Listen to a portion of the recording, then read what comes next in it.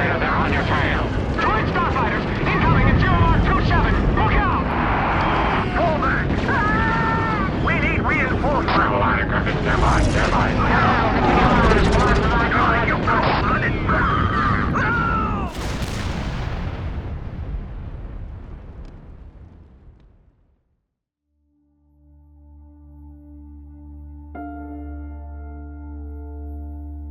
Growing up, there was one media franchise that always seemed to follow me, one that's still deeply woven into my life today: Star Wars. I feel so deeply into its universe that even now I can rattle off random facts about characters, events, and obscure bits of lore without even thinking twice.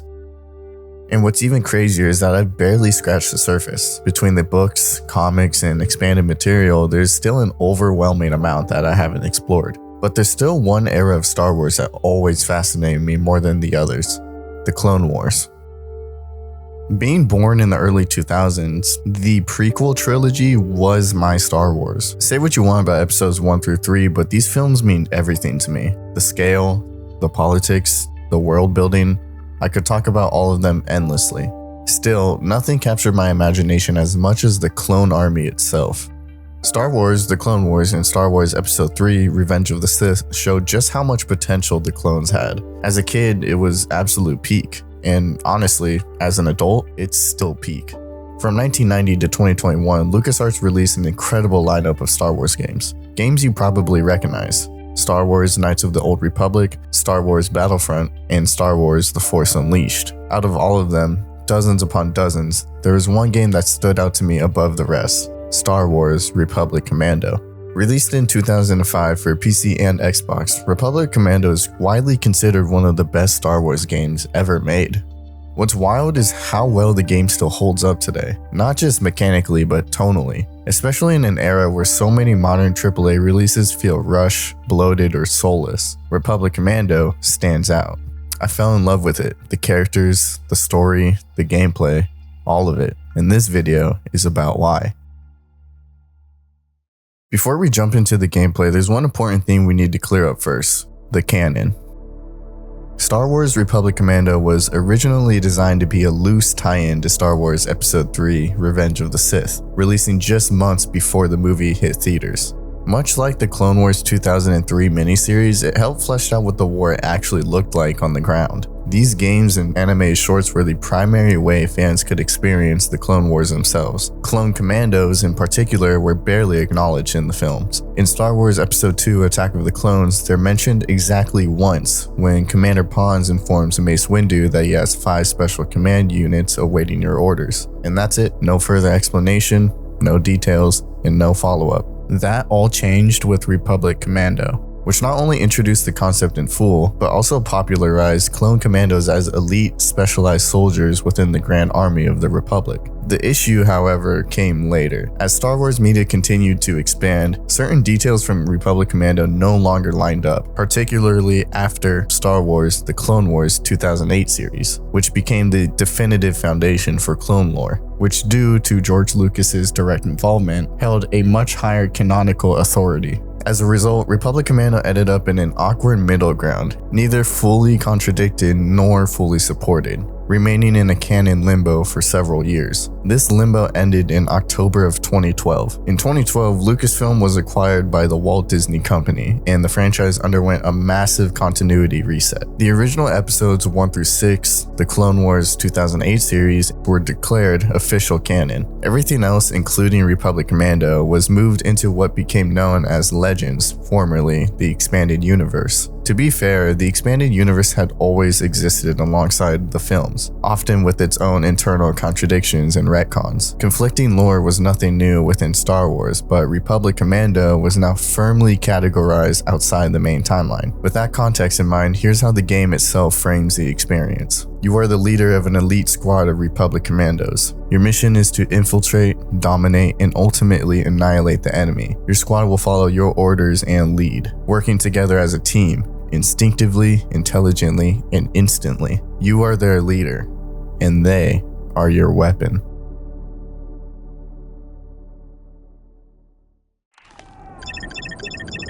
Welcome, little one. This is your first day.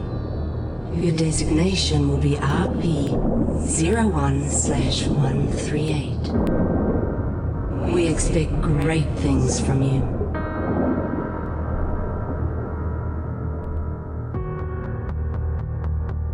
You have been born into dangerous times. A sharp mind can be the key to survival. But as often as not, it will be your inherent physical traits that win the day.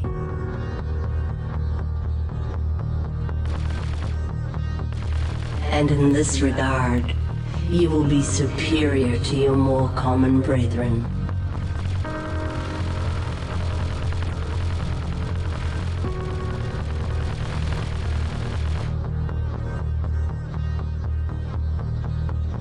For you are a commando, an elite unit, something truly special. Your weapons, your armor, and most importantly, your brothers. The Ifer of our world hunt in pods to bring down much larger prey.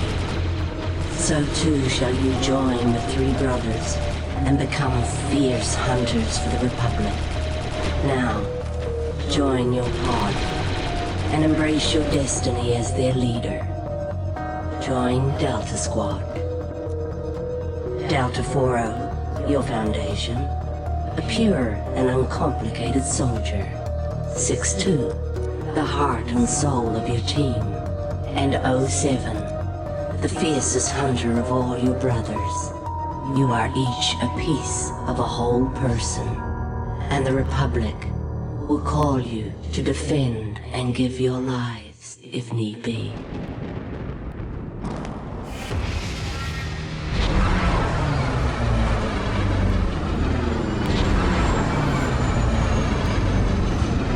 Sergeant, get those troopers into the gunship. Ready for liftoff. New gunship. Okay, Group B, let's move it. Let's go. Push those cannons to the stern. Load the ammo and the ordnance. Let's go. Let's go. Sir, we're gonna split up for the drop, but we'll meet you at the RV on Geonosis. See you planetside, sir.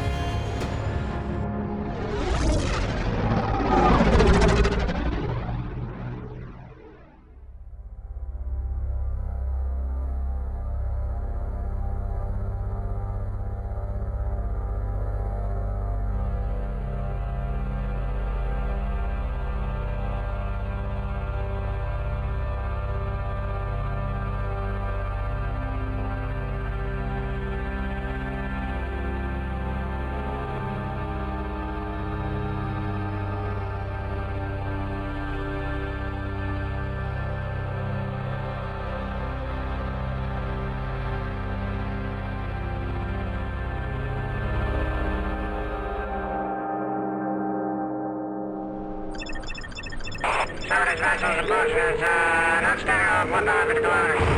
Has not responded to signals, but is believed to be a Techno-Union armed transport. Okay, vessel appears to be taking action. Stand by. Welcome to Geonosis, 3-8. It's nice to see they finally unhooked you from the simulators. I've been assigned as your advisor, and will be your eye in the sky until further notice, or we all get killed. Once you are on the ground, you will rendezvous with Delta Squad. Delta 6-2 is nearby. Your first objective is to find him and link up. The squad objective remains: find Sun Fac and eliminate him. I will be issuing further orders as you go. Good luck, Commando. Before our descent onto Geonosis, we're issued a mission briefing. These briefings appear before every operation, and this one reads: Geonosian Chief Lieutenant Sun Fac must be eliminated. Delta Squad has been inserted separately into the war-torn gladiatorial arena and points beyond. They must rendezvous and effect Sun Fac's removal by any means necessary. Okay, we're above the LZ. Hook in. Look out!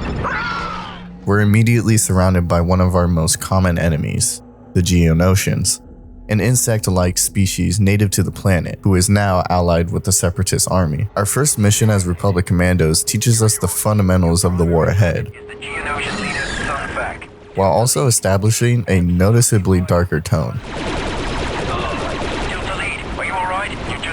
anti-infantry round. Your vitals don't look very good. Heal yourself with Vector before you go any further. There's a medical station in your vicinity. Early on, the game introduces its core systems, most notably the health mechanic.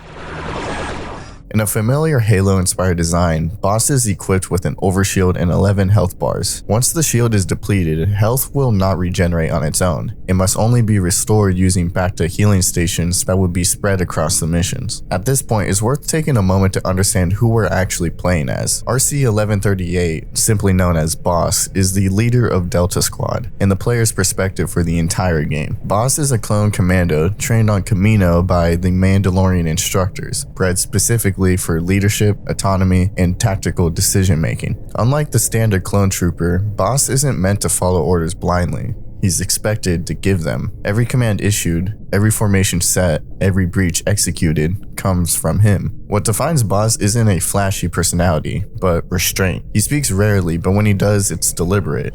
Let's rearrange some architecture, Delta. He acts as a stabilizing force within Delta. Where the others react, Boss calculates. Despite his stoic nature, Boss is deeply loyal to his brothers. His leadership reflects the Mandalorian values drilled into him during training: brotherhood and mission-first resolve. What separates Boss and Delta Squad as a whole from every clone trooper is what they were built for. Clone commandos aren't frontline infantry, they're special forces. They operate in small units, behind enemy lines, making judgment calls on the fly. Instead of Phase 1 clone armor, commandos wear Katarn-class armor, designed for survivability and autonomy. Their helmets are packed with advanced systems, tactical HUD overlays, low light vision, enemy scanners, and environmental analysis. Everything you see is information the commando is processing in real time. Throughout the mission, we're guided by the advisory clone first seen aboard the gunship, 01/425, who is assigned specifically to oversee Delta Squad's operations. Before we can pursue our main primary target, we need to regroup with the rest of Delta Squad: Fixer, RC-1140, Scorch, RC-1262, and Sev, RC-1207. Armed with the reliable DC-17M, boasting a capacity of over 300 blaster shots, we carve our way through B-1 battle droid forces. These droids take on a far more intimidating appearance than their film counterparts, even spewing out blue mechanical oil that splashes across your visor at close range. The lore explanation for their ultra look can vary, but from an art direction standpoint, it's best summed up by this quote: "We took film elements and tried to reimagine them from the perspective of a trooper," says Greg Knight. "The reality is dirty and scary." From a clone's perspective, the war is quite literally hell. I mean, these soldiers were bred for one purpose: to fight endless armies of machines designed to wipe them out. Even the Geonosian warriors reflect this mindset, adopting more imposing and fear-inducing designs. It's a creative choice that works both narratively and visually. Along the way, we encounter standard clone troopers. Commandos! If they're anything as good as I hear, they can practically win the war themselves.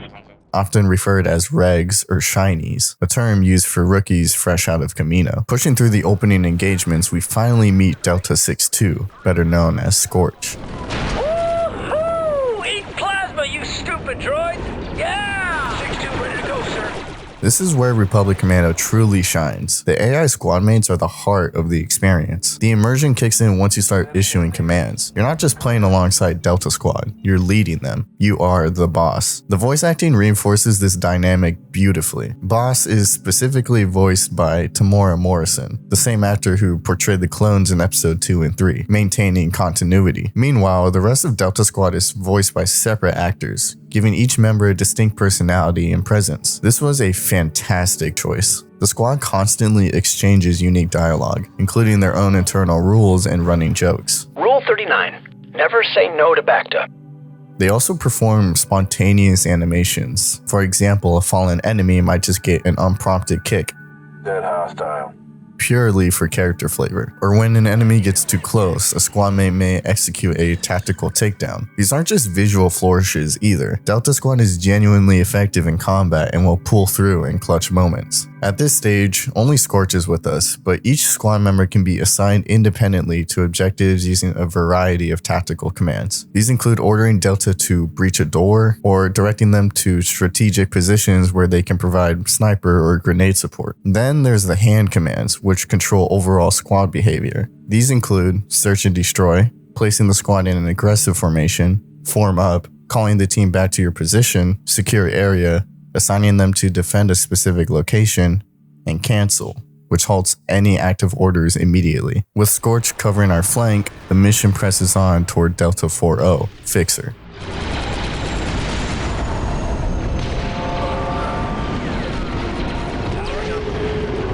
Delta Squad forming up. Remember, Delta Lead, your ultimate objective is Sun Fac, but your immediate objective is to rendezvous with Delta 4-0. Our path now leads deeper into the Geonosian hive. Scorch serves as Delta's demolitions expert, a role earned during an explosive training accident on Kamino. Quote, minor burns and injuries occurred in today's anti-armored weapons training with RC-1262, new nickname, Scorch. Fixer, by contrast, fills the role of the tech specialist.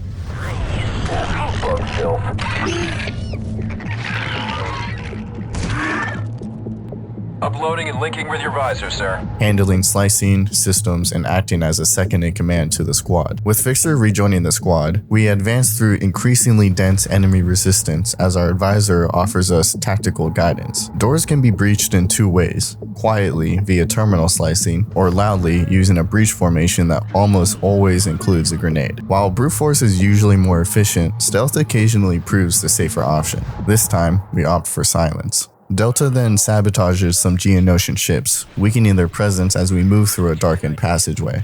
We've intercepted communications from Sun Fac's planning room. He's located one level below your current position. The Geonosians are aware of your presence and are on high alert. Expect heavy resistance. Delta Lead, Squad Mate 07 is now in your vicinity and remaining covert. Proceed with caution. 07 locking into your hut, sir. Getting acquainted with the locals, eh, Sev? That was fun.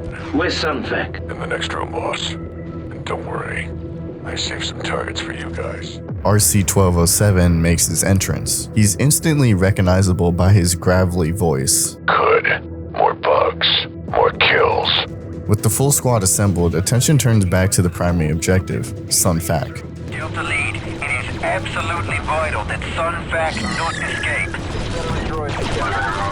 Super battle droids. Concentrate your squad's fire on single targets to penetrate their armor. A new type of enemy enters the field, the Super Battle Droid. Far more dangerous than its Disney-era counterparts, these units are heavily armored and often require coordinated fire or explosives to bring down. After clearing the area, Sun Fac is spotted attempting to escape, and Sev is ordered into position to take him down. Woo-hoo! Yeah! I love that smell! All I smell is burnt Geonosian. Did you see that? That craft didn't look Geonosian. Confirmed. It's unidentified. I'll check the intelligence databanks. Move on, Delta. With Sun Fac eliminated, a new directive comes in, the destruction of a massive droid foundry nearby in the area. Mission briefing. The Separatists have hidden their factories deep within the bowels of the planet. Delta Squad must penetrate the inner layer of the Geonosians and locate the main droid construction facility. Intelligence indicates that there are several factories buried deep underground, but they are impenetrable to our large assault forces. Heat signatures emanating from this spire tell us there is a factory below. Neutralizing one of these factories will tip the scales in our favor for the surface battle. Our scanners cannot pinpoint the factory's exact location because of a jamming device located near your current position. First, disable the jamming device. Once that is accomplished, I can guide you to your main target. I'll communicate. Be sporadic.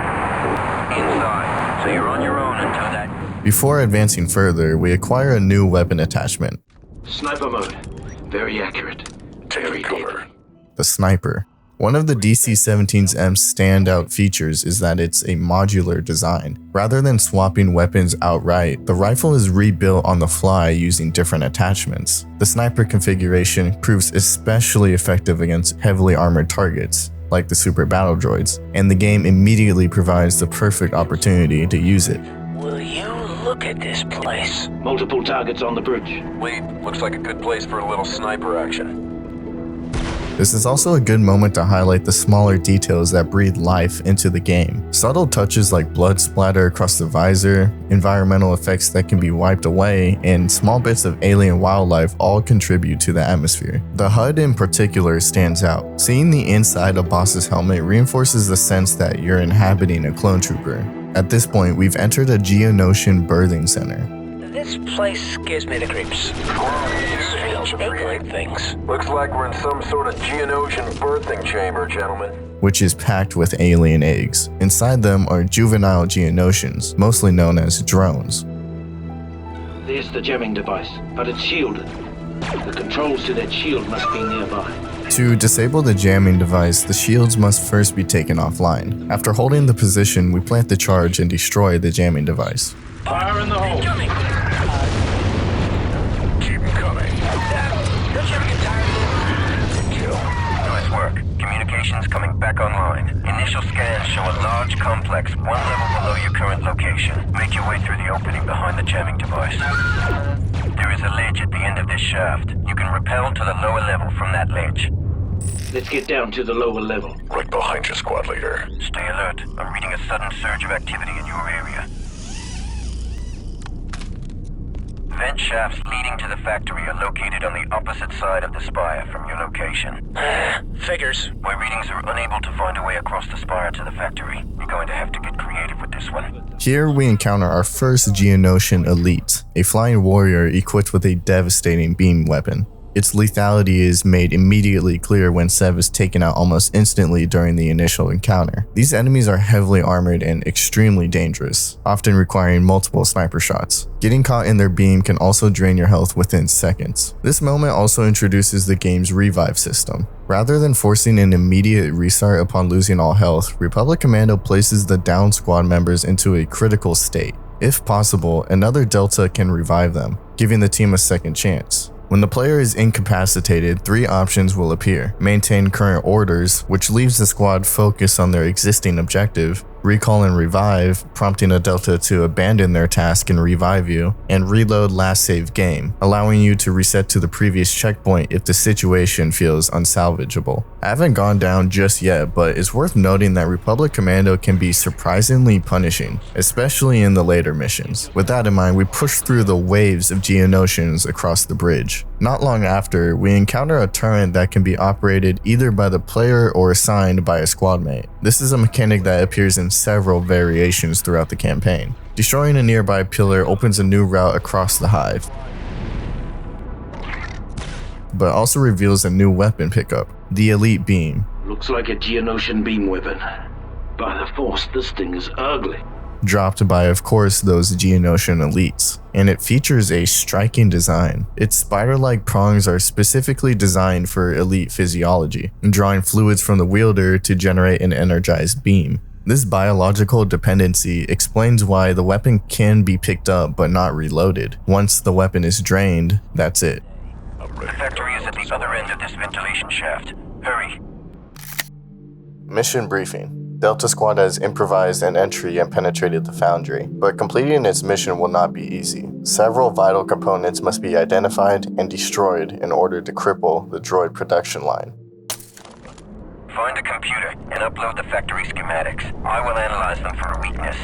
Inside the factory, progress initially comes easily. This door leads to the factory control room. Good to go. Use this console to access the factory's main computer. Until an ambush catches me off guard, and multiple super battle droids emerge at once. Fighting through the dense enemy resistance, we manage to destroy Conduit number 1. Further inside the facility, Conduit number 2 meets the same fate. I am reading a complete factory shutdown. Move out, squad. Let's get out of here. With the foundry grinding to a halt, escape becomes the new objective. Delta Squad moves through the factory's massive ventilation systems, emerging just in time for a Republic LAAT or LAT to arrive. The gunship clears out the remaining hostiles in the area and secures Delta Squad's extraction.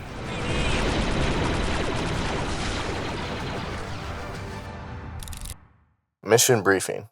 Now that the foundries are offline, Delta Squad must proceed through hostile territory and gain entry to a nearby separatist vessel. Somewhere aboard are the launch codes for the entire ship fleet. Deltas, there's a large anti-air turret up ahead. This is as close as I can get you to your target. Good luck. Delta, a few clicks down this canyon is a disabled droid core ship. We need you to infiltrate the core ship and retrieve its launch codes, giving us the edge we need to halt the evacuation of the Separatist fleet. Advance via the canyon and effect entry any way you can. Any intel on the enemy forces in this area? The core ship is protected by a large anti-air turret, and initial scans reveal a substantial droid presence. Also, expect to encounter local resistance. There's a passage up ahead that should lead to the next canyon. All right, let's get to it, squad. Good luck, Delta, and don't come back without those launch codes. Chargers are set to clear a path, allowing us to move deeper into the canyon. Along the way, we also encounter 2 clone troopers in need of assistance. Look, Commando, we sure could use your help. Hang tight, trooper. Look out behind you. Unfortunately, there's little we can do to save them. However, their downed Republic gunship turret is still operational and immediately useful, wiping out nearby hostiles. Sam, how many kills you got today, Psycho? More than you, boy, Scotty. Keep this comm clear, you two. Calm down, Fixer. Just having a little fun. The advance continues through the canyon until we reach the entrance of a heavily fortified anti-air bunker, defended by droids and blaster turrets. As enemies fall, more seem to take their place, creating a constant stream of resistance. Eventually, the pressure eases just long enough to prepare for the next push, neutralizing the anti-air defenses holding our Republic ships at bay. Bunker penetrated. Roger that, squad leader. Locate turret controls and commence disabling maneuvers. Disabling maneuvers. Blowing things up? Oh, I knew that. Delta Squad then fights through the densely packed corridors of droids, eventually reaching the loading mechanism feeding the anti-air turrets. On advisory command, Scorch plants an explosive on the mechanism. From there, the bunker opens into a series of interconnected rooms. Each room contains a sliceable terminal that controls the blast doors lining the windows in the room. These doors prevent endless waves of enemies from flooding in. Together, we hold each position, defend the slicer, and advance to the next loading device. This time, I plant the charge while the rest of Delta provides cover. That's done the trick. Turret disabled. Good job, 3-8. Now find an exit and make your way to the core ship. No, 7, taking cover. 3-8. Now that you've disabled the anti-air turret, we're making a supply drop near your current position. Keep an eye out for it. Payload includes a special anti-armor attachment for your DC-17. You're going to need it. Yes! More explosives! You just made my day, Advisor. Ahead of us lies another supply drop containing a valuable new tool, though it's located well beyond our current exit point. Once again, a functioning gunship turret turns the tide, allowing us to mow down advancing forces. Further along, we discover a new type of emplacement, a blaster minigun, which proves extremely effective against super battle droids. This leads to the introduction of one of the best weapons in the entire game. An anti-armor attachment. This should come in handy against all these droids. Anti-armor. Oh, this is nice, boss. Very nice piece of ordnance here. The grenade launcher attachment. Like the sniper configuration, it transforms the DC-17M into a specialized anti-fragmentation weapon, perfect for clearing large groups of heavily armored enemies. As we take up positions and clear out B-1 droids, something far larger emerges. What's that? It's a spider droid, look out. Deltas, pay attention. You may only have one shot at this. You're looking at a dwarf spider droid, one of the Commerce Guild's nastiest anti-infantry units. Its durasteel plating is rated for starship hulls and is nearly invulnerable to small arms fire. Only its optical cluster, the red orb on its abdomen, is unshielded and vulnerable. In other words, shoot the big red spot. Focus on that optical cluster, Delta. The Advanced Dwarf Spider Droid, ADSD, makes its appearance. This also isn't its first showing within the game. It was previously encountered during Delta Squad's training on Kamino. Thanks to that experience and our newly acquired launcher, the fight is far more manageable this time. Pleasure. Pack it up, Delta. Back to the scrap heap, Clanker. I sure hope we don't encounter many more of those. We've reached the entrance to the core ship, but it appears to be shielded. Affirmative, Delta. Hold position. We're bringing in some air support now. Moving to cover. Delta Waiting Squad, orders. this is Gunship Wing Delta 4-2. We're closing in on your position now. Stand back from the entryway. You're late to the party, pilot. You should be happy I got here at all. It's a nightmare out there. We've got a visual on the target area. Initiating firing run now. You boys are gonna want to stand back. Take cover! Shield destroyed. Thanks for the assist, 4-2. Glad to be of service, Delta. Now get into that core ship and secure those launch codes. Sev then slices a nearby terminal, opening the path into the core ship as Advisory issues new instructions. Good job, Delta Squad. Now that you've reached the core ship, it's time for you to split up. Each of you is tasked with disabling a different critical system within the ship. Taking out these critical systems will weaken the ship defense components and make achieving your ultimate objective easier. Remember, it is imperative that you retrieve those launch codes. Good luck, Deltas. With orders in hand, Delta Squad proceeds on foot. Mission briefing. Delta Squad has accomplished the Republic's first breach of an enemy capital ship, but the battle is not over. A horde of merciless battle droids lies dormant, ready to be awakened by a heedless Commando. Now that you're on board the core ship, your mission is twofold. Your primary objective is to download the launch codes from the ship's bridge. With the codes, we can halt the evacuation of the droid army. Your secondary objective is to permanently disable this core ship. En route to the bridge, each member of Delta Squad will sabotage critical systems throughout the ship. This elevator should take you to the super battle droid storage racks. Navigate through the racks to the control room and disable its systems. Once you've disabled the droid loader, rendezvous with your squad and make your way to the bridge. We're counting on you, 3-8. Good luck. Advisor out. Alone against all these droids? They don't stand a chance. The confidence is ambitious. For the moment, we're on our own, and in a very precarious position. These droids must be on standby. I'd better be careful not to wake them up. With careful movement and disciplined trigger control, many can be avoided entirely. 6-2 here. I think I've reached the coolant intake valve. No, wait. It's an exhaust port. 6-2, could you can the chatter until you've got something useful to say? 6-2 reporting. I finally located the coolant intake valve. Planting charges now. Slipping past a handful of protocol droids, we sabotage one of the super battle droid racks. The result is a chain reaction that ripples through the entire core ship. All right, squad.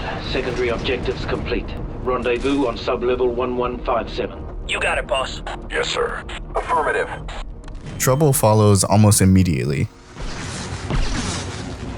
We're under attack, sir. We got a droid situation, boss. Die, you metalhead piece of trash. I don't think Trade-Fed Security appreciates our work here. Heads up, Deltas. We've put quite a dent in the ship and they don't like it. The way these droids are swarming, one might think we weren't welcome. Just keep them at bay for now. No heroics. Once we're all back together, we'll get ourselves to the bridge, and then we're off this beast for good. Affirmative. You got it, boss. Copy that. With our section of the ship sabotaged, it's time to rendezvous with the rest of Delta Squad. Nothing on scanner. Visual scan negative. Droidicas. Let me handle this, sir. Droidicas, also known as destroyer droids, are among the most feared units of the war. They're quite fast, capable of rolling into combat at high speed, and equipped with dual blasters and a personal energy shield that deflects incoming fire. Explosives are one of the most efficient ways to deal with them, but sustained fire can also overload the shield, leaving the droid exposed. Thanks for the assist, boss. With Sev back in the fight, we link up with Fixer and Scorch, who are pinned down by droids. Clearing the area frees them up and allows them to join our squad once again. Secondary objectives complete. Ready for orders. Well done, 3-8. There's a loading substation somewhere on this level with an elevator that will take you directly to the bridge. Affirmative. Let's get to it, Deltas.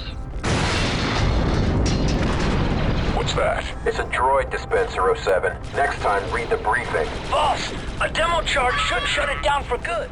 These compact droid dispensaries are especially frustrating, particularly when they're producing super battle droids. Later missions will turn these into nightmares, but for now they're manageable. They can be destroyed by either planting a charge or using grenades, but I usually opt for the charge, saving valuable ammo and explosives. Fire in the hole. Good work, Deltas. With Delta Squad reunited, we push into the loading substation and begin slicing the terminal that controls the elevator, when something else makes its presence known. Look alert! Another spider droid dead ahead! I'm starting to hate these guys. Uh-oh. I throw everything I have at it. However, once again, I manage to get myself dropped. This is where the maintain current orders proves invaluable. As I went down, the spider droid is already on its last legs. The squad finishes the job before reviving me, and with the threat neutralized, we take the main elevator up. That was a lot more intense than the simulations. Alert. Hull breach imminent. Critical systems failure in 5 minutes. Evacuate immediately.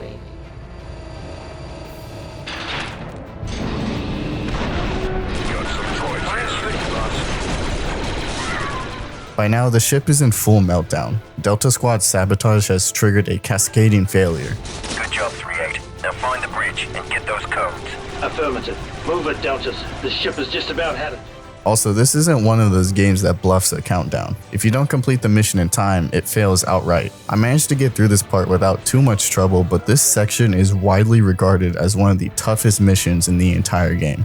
There's no on-screen timer, but the droid announcements gradually update you on how much time remains.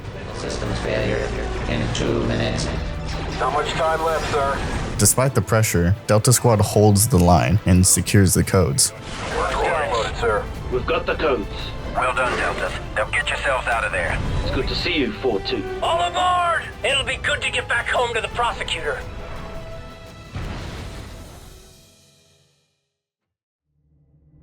After the escape, we're given a post-mission briefing, and we're left with this statement. The rise of Delta Squad. While the Jedi above ground take the glory, a small squad of soldiers leave Geonosis, knowing that they accomplished their mission, with courage, precision, and with excellence. And that is all they need.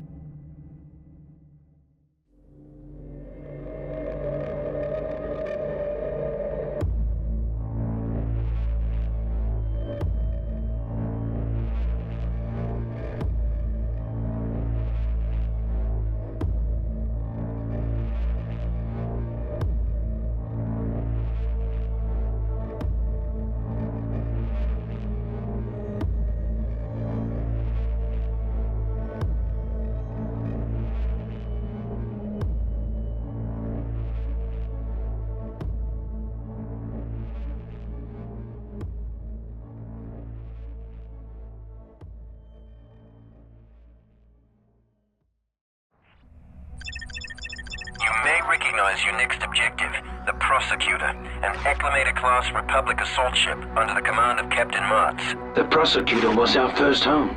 We were stationed there for a long The time. last patrol was the Corellia sector, defending Republic trade routes against separatist activity.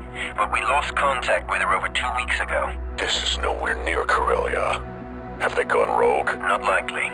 Respectfully, sir, it could be a trap. Indeed it could, Delta 4-0, which is why we're sending our most qualified squad to investigate. Someone important noted your excellence on Geonosis. You hear that, Sev? Someone thinks I'm excellent. Well, at least that makes 2 of you. Delta Squad, prepare for low-gravity infiltration. Seal your suits. Good luck. Woohoo!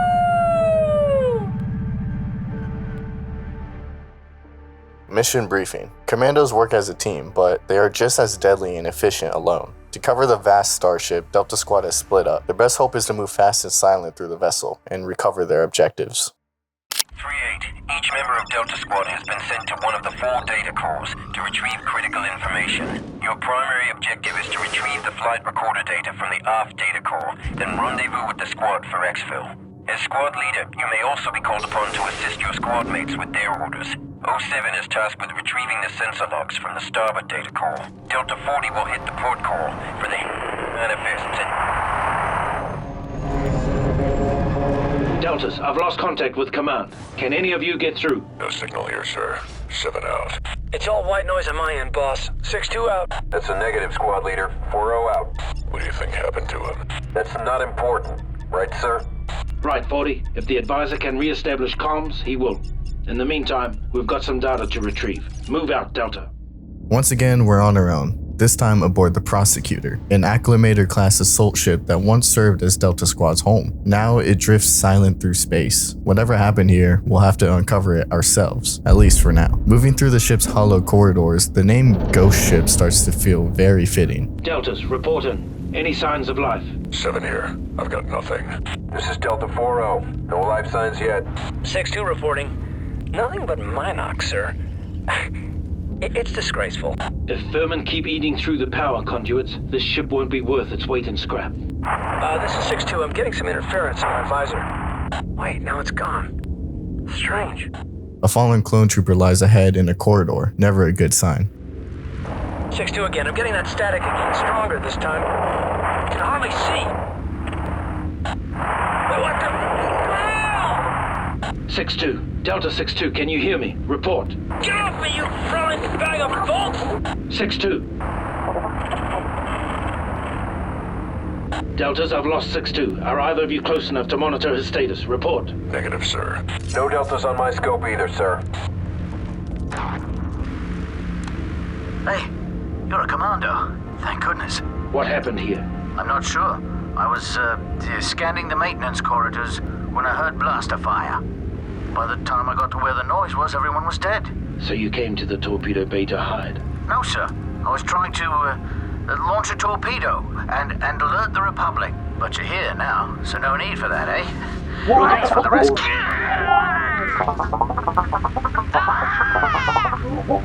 What a waste of good genes. The culprits reveal themselves, scavenger droids, also known as salvage droids. Normally, these things are deployed by the Trade Federation to strip battlefields of scraps and usable parts. However, these units have been slightly altered. These droids can emit an EMP-like field that disrupts communications and scrambles the HUD at close range. Proceeding carefully through the vents, we spot the first of them. These droids are deceptively lethal. Their programming has also been adjusted for aggression. They're equipped with a crackling laser-like energy beam, and once damaged, they'll launch themselves directly at you. If they manage to latch onto you, they'll claw at your visor until you melee them off completely.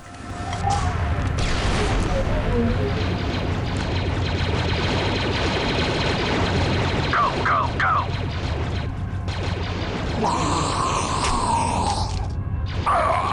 We've got some trooper casualties here, Deltas. From the looks of things, there's something worse than droids on this ship. Got it. The conduit should emerge somewhere near the starboard data core. Right by me. Okay, stay put. We'll rendezvous at the core. There you are, sir.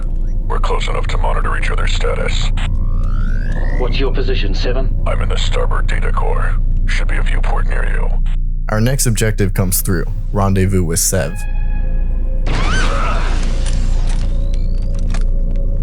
Ah, there you are.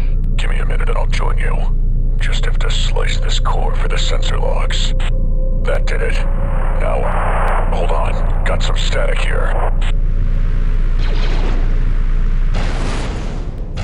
Sev, can you read me? Come in, Sev. 40-6-2, come in. Be on the lookout for armed hostiles. I think we've got Trandoshans. They've taken down 7. Delta Squad, come in. You're 3-40. Keep an eye out. Need you at the rendezvous. Those lizards are too fat to fit in the droid access shaft. They'd never catch me in there.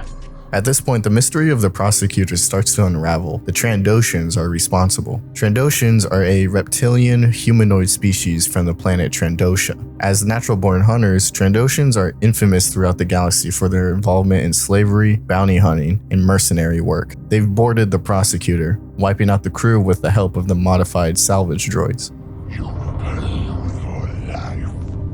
Shotguns? I didn't think anyone used projectile weapons anymore. So far, we've encountered Trandoshan slavers, armed primarily with dual-blade knives or a brutal pellet shotgun. Unlike most enemies so far, like the droids, Trandoshans fight very tactically, setting ambushes and laying mines throughout the ship. An energy weapon that looks like a slug thrower. I didn't think lizards were that nostalgic. With the new shotgun in hand, we push forward towards Sev, carefully bypassing one of the newly introduced trip mines. Just a quick slice. I wish Fixer were here. This is his specialty. Good. It looks like we have records of everything that's happened since the ship went offline. As more Trandoshans fall, we manage to download additional data and transmit it back to the Republic Command. Sensor logs retrieved. Here's something odd. A data file, but it's not a Republic code. Better bring this back to command. From there, the trail leads us toward the AFT data core. It's completely wrecked. How could they have done this much damage so quickly? Defensive turrets are active. At least they're on our side for now. If the lizards know how to slice the control console, this could fall apart in a hurry. Throughout the game, regular clone troopers often meet grim ends, sometimes unavoidable and sometimes preventable. However, I always try to keep them alive as much as I can. Oh, one of the deluxe models. Come to save us with your superior training. This deluxe model is the only thing standing between you and a bloody death. So you'd best be showing some respect, Trooper. Yes, sir. What are your orders, sir? Hold the line. Kill any lizards you see. I'm gonna get to the bottom of this. Will do, sir. Excellent work, Trooper. Keep this area secure. It's too bad only Commandos get back to processing implants. I could use the help. Armed with the shotgun, we tear through more Trandoshans at close range, where the weapon truly excels. Eventually, we run into a series of turrets. By slicing a nearby terminal, we're able to turn them into a defensive line while we download more data. Once clear, I access the flight recorder once again. I hope this flight recorder data gives us a clue as to how these stupid lizards took over a Republic assault ship. With more information secured, we press onward, still searching for the rest of Delta Squad. Mission briefing. No plan survives contact with the enemy. Delta Squad faces its most difficult hour. Separated and wounded, the squad must rendezvous and mount a counterattack, or perish aboard the ghost ship. I'm in the starboard landing gear section. Rendezvous at the designated coordinates. Copy that, boss. Heading there now. With most of my gear depleted, I'm forced to rely on the DC-15S. Technically infinite ammo, but balanced by slow regeneration. Looks like the lizards have been busy. Time to make a little mess of my own. Near the end of the route, we witness something unsettling. A massive Trandoshan, far larger than the rest, who is carrying an unconscious Sev away from us. We immediately give chase. I hope Scorch made it to the port data core. No activity. Keep your eyes open. Be advised, the Trandos are lying in wait. Watch for ambushes. If there's one upside to fighting Trandoshans, it's how satisfying it is to turn their own shotgun against them. As we press deeper into the ship, the scale of the destruction becomes more apparent. The further we go, the more ruined everything looks. This place has been completely torn apart. What in death's name is that? Look out! We need reinforcements! Look, Commandos, we sure could use your help, sir.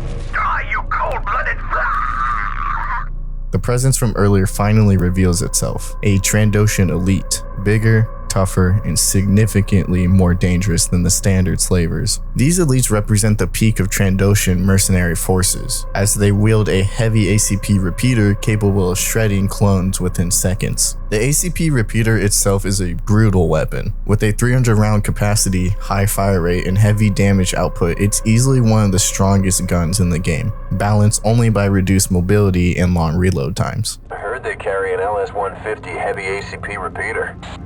You heard right. Nasty weapon. Soon after, we finally reach Fixer, but the reunion is immediately interrupted by an ambush. Look out behind you! The droid dispenser goes down very quickly, and with RC-1140 back in formation, the search for the rest of Delta Squad continues. Heavy damage all over the ship. Let's form up. That's 07 down there. They're interrogating him. Let's teach those lizards a lesson. Delta 07 is finally located after being dragged through almost half the ship at this point. Fixer and I descend to his position, using a mini blaster turret to mow down clustered enemies together. 7 should be just beyond this door. We've got to hurry. Commence prepare for heavy resistance. A breach charge then catches the guards completely off balance, and Sev is freed at last. Stupid lizards thought they could get the ship's update out of me. Eliminate target. You're safe now. I've got more lizards to kill. With Scorch still missing, we redirect towards the detention center, taking a moment to stock up on ammo and Bacta before moving out. Heads up, more slavers. Take up snipe position. Grenade! Moving into position. The detention block is crawling with both droids and Trandoshans. The Trandos know we're coming for 6-2. Prepare for heavy resistance. An intercom announcement signals bad news. This is a restricted area. Automated security systems online. Automated turrets are now online and hostile. Sev is dropped almost immediately. I get pinned in an awkward position, going down twice more in rapid succession. I nearly threw in the towel here. However, Fixer, who already is on low health, sprints past the active turrets to revive me under fire. Somehow he pulls it off, only to go down himself moments later. Just another example of how these commandos can actually pull off situations like this. We launch an assault on the nearby terminal, pinpointing Scorch's location within the cell block. Delta 6-2 has been located. Did I miss anything important? No. Did you get the data? Yeah, they searched me, but I hid the data pretty well. Where exactly? You don't want to know. Roger that. Deltas, move out. Roger that indeed, 6-2. With Delta Squad finally reunited after what feels like an eternity since boarding the Prosecutor, we receive new orders. Reach the bridge. We're headed up to the top, squad. Be prepared for anything. Slavers. They're all over the place. Exiting the elevator, we enter narrow hallways packed with Trandoshans, visually reminiscent of corridors straight out of A New Hope. However, one poorly timed shotgun blast drops me instantly. Can we die later, sir? It just isn't a good time now. This is a restricted area. Automated security systems online. This is one of the rare moments where stealth genuinely outperforms brute force. Sneaking past certain doors prevents turrets from activating, an uncommon but reoccurring advantage in this mission. Moving through additional compartments, we fight off mixed groups of Trandoshans and droids. At last, we reach the bridge entrance, sealed behind another locked door. This is the door to the bridge. Expect a large welcoming party. Now I'm really going to rack up the kills. The room beyond is heavily defended. 3 super battle droids hold the line and take me down once again. With the area secured, we locate the jamming device at the front of the bridge and destroy it. Communications are restored and Advisory finally regains contact with Delta Squad. Sir, this is Delta 3-8. We've reached the bridge and shut down the signal jamming device. Do you read? Loud and clear, 3-8. I'm patching into the ship's systems to determine her status. Mission briefing. Now at full strength, the squad turns its attention to the Trandoshan threat. The Deltas must find and destroy the enemy ship and stop the invasion at its source. 38. I'm reading a slaver ship in Hangar A. Have you run into any Trandoshans? Lots of them, and they've been throwing battle droids at us. The Trandoshans have been more concerned with acquiring Wookiee pelts than taking sides in this war. Then what are they doing here? And why would the Seps be selling clinkers to slavers? I'll keep analyzing the logs. In the meantime, get down to Hangar A and shut them down. With Advisory guidance restored, Delta Squad moves to retake control of the Prosecutor, still unsure of the full scope of the Trandoshan's intentions. Wait, do you hear that? Sounds like a door breach? Almost immediately though, we're ambushed. These attackers aren't standard slavers or elites. They're Trandoshan mercenaries. These mercenaries are significantly more dangerous, equipped with tactical gear like jetpacks, submachine guns, and in some cases, concussion rifles. Much like their slaver counterparts, they rely heavily on ambush tactics and coordinated attacks. Interestingly, shooting the yellow fuel packs on their backs sends them flying wildly throughout the air. Pushing through the additional mercenaries, we eventually reach an elevator we used earlier, ready to move on to the next phase of the mission. I've been analyzing ship communication logs. The Trandoshans have arranged a rendezvous with the Separatists at this location. They're gonna hand over the ship? I'm contacting the Republic for assistance. In the meantime, get down to the hangar and take it. What the? Slavers. Ambush! That plan doesn't last long. Another ambush sends the elevator crashing straight back into the detention sector. So let me get this straight. The Trandos have stolen this ship to give to the Separatists to buy battle droids? I hate it when they do that. To regain control, 3 separate consoles must be sliced. This sends us back through the detention center's hostile corridors, now crawling with Trandoshans. A wide range of weapons also come into play here, a newly introduced and extremely dangerous emplacement, the rocket turret. Good work, 3-8. Reaching the final circuit, we complete the slice and activate the lockdown system, flooding the entire area with gas and eliminating the remaining Trandoshan forces. Oh, that was useful. But now we're locked in here. That clone trooper signature is coming from a position below you. Look for a grating nearby and plant a bomb there. Escape comes in a classic Star Wars fashion, blowing open a vent and dropping down into the unknown. Where are we? Changing visor mode. What the? You've got to be kidding. All right, this is getting serious. Get out of there, squad. The Trandoshan dropship is nearby. We land in a dark, oppressive, refuse chamber, piled with the bodies of fallen clone troopers, discarded here by the scavenger droids. The trash compactor corridors are littered with disabled turrets, which can be reactivated and used defensively. Delta 3-8, be advised. I've got a Separatist battleship on long-range sensors.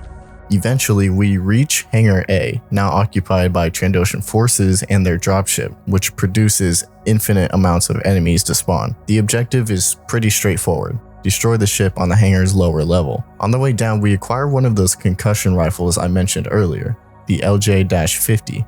This weapon fires a large energy projectile that sticks to the target before detonating, dealing massive damage. It's also fitted with a bayonet-like attachment capable of delivering an electrified stab. Using the LJ-50 in combination with reclaimed turrets, Delta Squad overwhelms the hangar's defenses and destroys the Trandoshan dropship, ending part of the invasion of the Prosecutor. Yep, that's a wrap. This assault ship is clean. Mission briefing. The battle has widened. The Separatists are coming, intent on claiming their prize. Can 4 Commandos hold the line against an unending fleet of war droids? The Republic is counting on the Delta Squad. Good riddance to bad lizards. Delta, the Separatists could be here any minute. I think it. I see it. A Trade Federation battleship.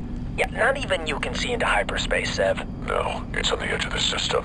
Take a look. Oh, blast. This will be a challenge. I'm sending out a distress signal. We can't wait for help from Coruscant. Advance to the next hangar and set up a defense. Move! I'm opening up access to the maintenance tunnels. For now, we're on our own, facing an entire capital ship. The Separatists must want the Prosecutor badly if they committed something of this scale. Lucrehawks are among the most heavily armored vessels in the war, often requiring multiple Republic fleets just to bring down their shields. Worse still, many of them are equipped with centralized droid control systems, capable of deploying units endlessly. That's exactly what we're about to contend with. Any Republic forces near the Commando system, respond immediately. I think we're on our own. This is Captain Talbot of the RAS cruiser Restore. Who am I speaking to? This is Delta Squadron Advisor 01/425. Separatist forces are attempting to capture our ship. Understood. Help is on the way. I'm sending you our coordinates. To prepare for the incoming assault, I assigned Delta Squad across multiple defensive positions, setting up stationary turrets, mines, and explosives. When the first battle droid dispensary drops, it lands directly next to one of the mines I placed, resulting in the destruction of the dispenser. 3-8, I've discovered a vulnerability in the hangar force field. The regulator on the left side of the hangar controls the power flow. Disable it with a demolition charge and you'll seal off the hangar for good. Following advisory guidance, we plant an explosive on the regulator, allowing the shield to shut down and destroy anything attempting to pass through it. Get clear! Done. Force field. Seriously, messed up, sir. This hangar is sealed. Let's move on to the next one.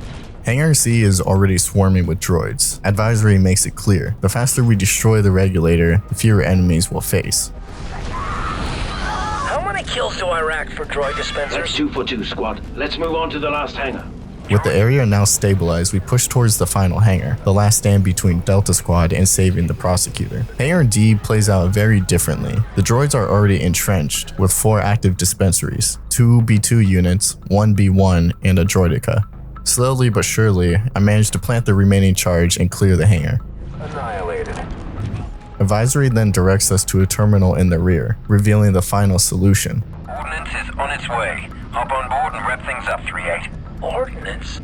That's a bloody walker. A Republic ATTE walker, positioned to destroy the damaged regulator.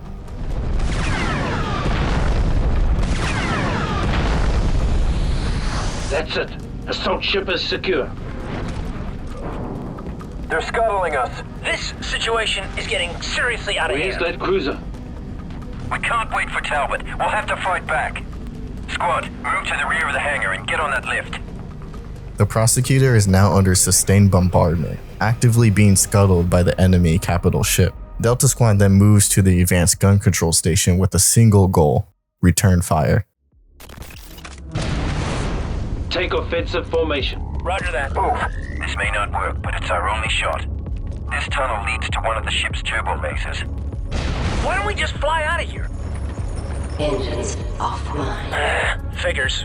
On the way, we're met with clusters of B2 supported by stationary turrets. Deciding not to tempt fate any further, I switch to the grenade launcher, clearing the B2s quickly when the intercom delivers some bad news. With the shields down, the ship's hull integrity begins to fail. Just like earlier in Belly of the Beast, we're now on a strict timer. No on-screen countdown, just mounting pressure from the intercom. Rushing forward under the time constraint, Delta Squad pushes through the relentless resistance. At the end of the corridor, 3 terminals come into view, each positioned high above the floor. I logged a few hours here, back in the day. You'll have to slice all 3 terminals. That will focus all the ship turrets onto the largest enemy target. Unmanned gunnery against a battle cruiser? We can give them a black eye at least. We'll make them regret the day they blew up Delta Squad. Each terminal takes a full minute to access, all while endless waves of droids begin to close in. Then finally, backup arrives. This is Captain Talbot. We're moving into position. What's wrong with your guns, Delta? We're working on the problem now. An Acclimator-class Republic ship, the Arrestor, drops into the fight. With renowned momentum, all 3 terminals are successfully activated, bringing the Prosecutor's auto defense systems online. Hold your position, squad. This won't take long. Look at that. That's beautiful. Realistically, given how powerful Separatist capital ships are supposed to be, we probably shouldn't have won this engagement at all. But at the time, the lore wasn't really established yet, so I'm giving it the benefit of the doubt. After everything Delta has endured, they finally get a moment of rest aboard the Prosecutor. A battered, damaged ship, but still alive. Against overwhelming odds, it survives. Post-mission briefing. Critical discoveries. There are times when the actions of a small group of brave soldiers can have consequences for an entire war. The Republic owes an enormous debt to Delta Squad for recovering evidence of a separatist mercenary alliance. The chapter then closes with Delta Squad gathered together, speaking with one of the highest-ranking members of the Jedi Council, Jedi Master Mace Windu. It's worth pausing to talk about something incredibly important to Delta Squad's story, the Republic Commando novels. There are 5 books in total, all written by Karen Traviss, and are all designed as direct narrative tie-ins to Republic Commando. The first one being Hard Contact, the second one being 000, the third, True Colors, the fourth, Order 66, and the fifth, Imperial Commandos 501st. These books expand heavily on the inner lives of clone commandos, how they think, how they fight, and how they see the Republic. A major theme throughout the series is their deep connection to Mandalorian culture, honor codes, and identity, as well as their increasingly complicated relationship with the Jedi. Delta Squad appears repeatedly across the series, but not as main characters. However, they're often interacting with other commando units and their Mandalorian trainers. The series was ultimately cancelled after the 5th book. The reason was simple. Travis's established Mandalorian lore and clone characterization began to conflict with the new Star Wars 2008 Clone Wars show, which, due to George Lucas's direct involvement, held a much higher canonical authority. Rather than compromise her narrative and lore, Traviss stepped away from Star Wars entirely in 2009. As a result, these novels now exist solely within Legends continuity. They remain some of the most detailed and human portrayal of clone commando life ever written. For this section, we'll begin with book number 2, Republic Commando 000. 000 takes place directly after the events aboard the Prosecutor. Delta Squad intercepts a distress signal and is dispatched to rescue Omega Squad, another elite commando unit consisting of Darman, Niner, Aten, and Phi. Omega Squad is stranded aboard a damaged ship with no power, and is also carrying a load of prisoners. Scorch, sooner rather than later, okay? 1 minute, tops. We haven't got a minute. What do you want me to do? Chew through it? During the evacuation, Sev starts to clash with Aten, one of Omega's commandos. Aten was specifically trained by Wayland Val, a Mandalorian drill sergeant known for his extreme, often lethal, training methods. Wayland trained many commandos on Kamino, including the members of Delta Squad. Aten's history with Wayland is especially grim. During his first training cycle, Aten lost his entire original squad. Then, after the Battle of Geonosis, he was the only member of his unit to return alive. For this, Sev holds a deep resentment towards Aten. To Delta Squad, loyalty to one's trainer is sacred. Failing that trainer, especially surviving when others did not, is seen as a dishonor to the squad and the purpose of a commando. The argument between Sev and Aten is ultimately broken up by Omega Squad's leader, Niner, but the tension never fully fades. With the rescue complete, both squads are recalled to Coruscant. On Coruscant, Delta and Omega Squad are immediately redeployed under the supervision of Cal Skirata. Cal Skirata is a human Mandalorian who also trained clone commandos, and in Omega Squad's case, adopted several of them in the Mandalorian tradition. He serves as both a commander and a surrogate father, but is openly distrustful of the Republic and the Jedi. Alongside Cal and Wayland Val, the operation includes Delta Squad, Omega Squad, and 2 Jedi. Etain Tur Mukan, a young Jedi general inexperienced with commandos but deeply empathetic towards clones, and Bardan Jusik, a Jedi who increasingly questions the Order's treatment of clone troopers. Together, they conduct multiple counter-terror operations against cells targeting the Republic capital. Val made you into very impatient boys. Yes, this is where it gets boring. And you know what? You won't be any less dead if you get it wrong. And I really hope Val schooled you well in this, because I'll be pretty hacked off if you get trigger happy and blow this op. We're pros, Sarge. We know how to do this. Despite internal conflicts, the operation succeeds. A traitor within the Grand Army, working with terrorist groups, is captured. Over time, Delta and Omega Squad begin to respect one another as equals as they work alongside each other. 6 days after the operation, Delta Squad receives new orders and is redeployed to the planet of Skooma, tasked with battlefield preparations for the upcoming war. In Republic Commando True Colors, Delta Squad is sent to Mygeeto, an Outer Rim world controlled by a powerful banking clan that is aligned with the Separatists. Wayland Val, who is now operating as a civilian, plans to rob one of the biggest merchant banks in the area. Delta learns that Wayland was once meant to inherit this fortune from his family, but was disowned after a forbidden relationship affair. During the operation, Wayland tries to convince Delta Squad to back out, as he doesn't want Delta Squad to compromise their honor for personal gain. However, Delta refuses to abandon. Together, they start to escape, but battle droids flood the area. During the chaos, Wayland falls into an underground tunnel and orders Delta Squad to leave him behind. With not much choice, they reluctantly obey. As they escape from the planet, the dread starts to fall upon all of them. Sev takes this the hardest, his earlier contact with Aten making abandonment especially difficult for him. Wayland is later recovered alive, surprisingly, by other commandos, but the emotional damage to Delta Squad remains. Following Mygeeto, Delta Squad is given direct orders from Chancellor Palpatine himself to locate Kashyyyk, a rogue Kaminoan suspected of defecting after the Battle of Kamino. The Battle of Kamino was a large-scale invasion of Separatist forces at the birthplace and homeworld of the clones. What Delta doesn't know is that Palpatine wants Kashyyyk for a personal reason. He believes her research could possibly unlock immortality. Meanwhile, Cal Skirata is secretly hunting for Kashyyyk as well, hoping to find a cure for the rapid clone accelerated aging within the Republic. Cal ends up finding her first before Delta. Kashyyyk, who is fascinated by science above all else, trades the clone genome for Jedi blood samples taken from Etain, the Jedi we met earlier with Delta. Having completed her research, the Kaminoan takes her own life, ensuring that it can never be used again.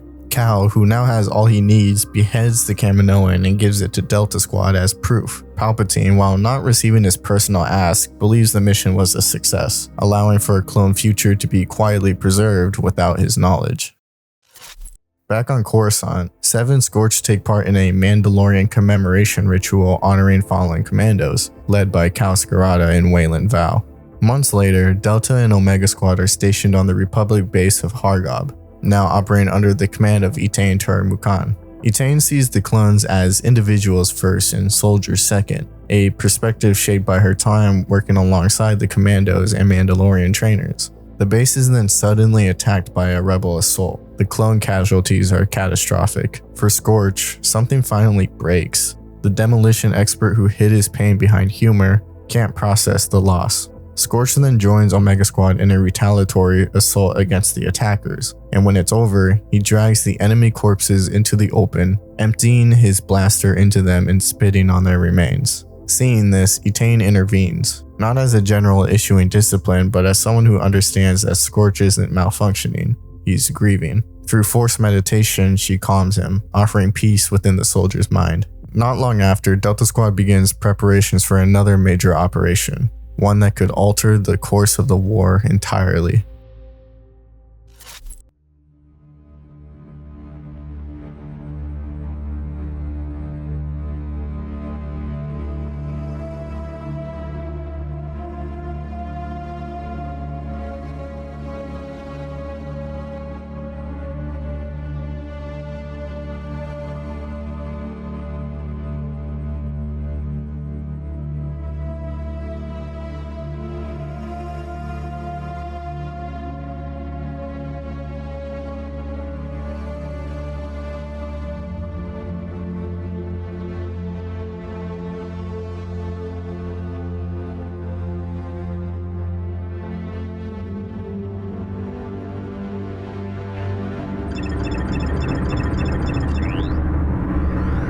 Welcome to Kashyyyk. Thanks to the data you found on that assault ship, the Republic and the Wookiees are on very good terms.